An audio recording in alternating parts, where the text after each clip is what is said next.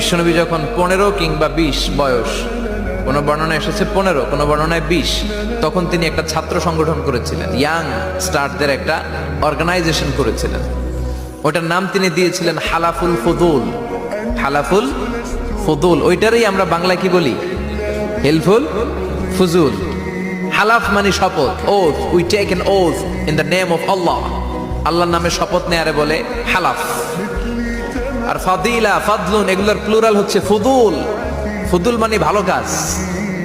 ভালো ভালো কাজের উপর বিশ্বনবী যুবকদেরকে একত্রিত করলেন যে মক্কা শহরে কোনো টেন্ডারবাজি চলবে না, কোনো চাঁদাবাজি চলবে না, দুর্বলের উপর সবলের অত্যাচার চলবে না, জালিমের জুলুম চলবে না, হত্যা চলবে না, ধর্ষণ চলবে না, রাহাজানি চলবে না। মক্কা শহরটারে শান্তির শহর বানাতে হবে। যুবকরা এই দায়িত্ব কাঁধে নিয়েছে। কারা? মুরব্বীরা না, যুবকরা।